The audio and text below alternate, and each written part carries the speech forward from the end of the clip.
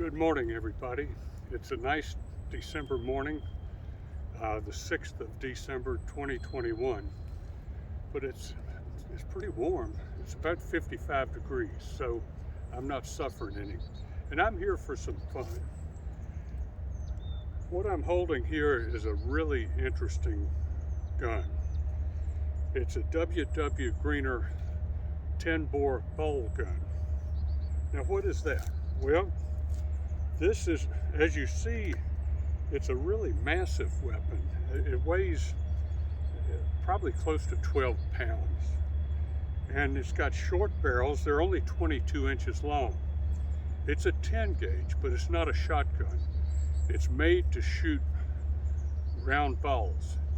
And the purpose of it is for riding on the back of an elephant in a howdah and to be used as a last resort. That's why it's close. It's for up close and personal.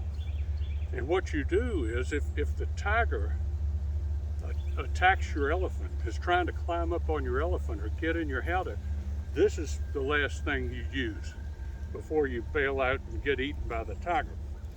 So it's not a rifle. It has smooth bores. It's made to shoot round balls. But look at it. It's set up just like a rifle. It's got rifle sights. It's not a shotgun rib. It's got rifle sights. The rear sight doesn't fold down. It's made exactly like a rifle, but it doesn't need rifling to spin the bullet because you're not worried about pinpoint accuracy. It's for close range. This gun was made in the late 1800s.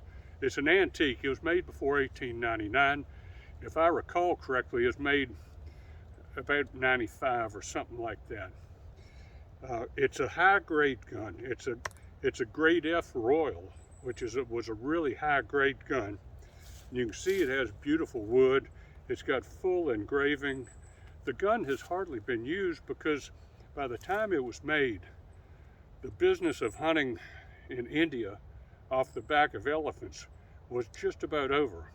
And the second reason is this: by the time this was made, the smokeless powder guns, the nitro guns, were coming online and were being made. And so the black powder guns just kind of got put in the closet. And this one has seen almost no use. Now, what does it shoot? Well, it's got 2 5/8 inch chambers. And it's made to shoot a load in a thin brass case. And here's what I've loaded for it. These are loaded exactly like the originals. You use a round ball. Now, a 10-bore ball normally would be 700 grains. It's 1/10 of a pound. But this one specifies 768 grains, and there's a reason for that.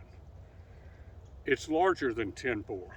It's actually almost a 9-bore gun because it's bored out larger to give more, to accommodate the diameter of a ball that fills a thin brass case, not a paper case, thin brass, so it's a bigger diameter. These balls are about a little over 80 caliber. They're about .807, and they fit perfectly. Now, I loaded these exactly as they should be.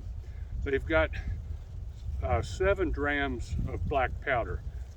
That's 192 grains of black powder. It's got a vegetable fiber card wad on top of the powder.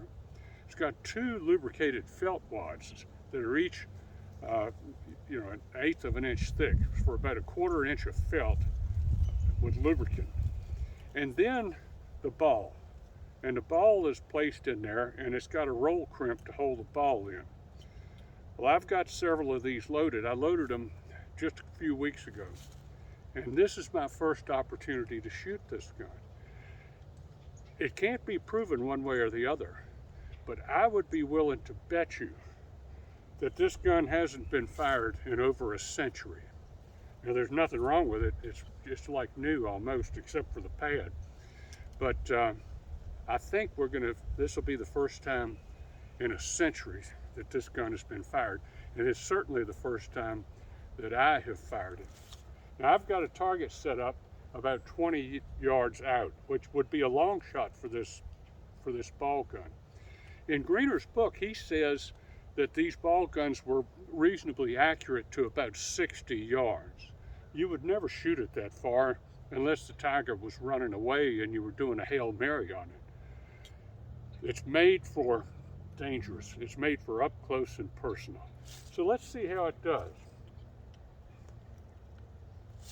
I'm going to step down here.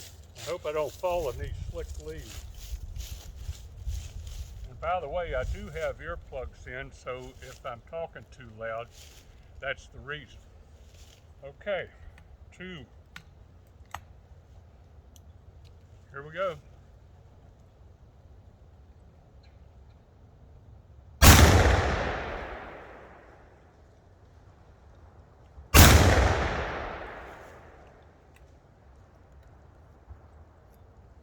That's it.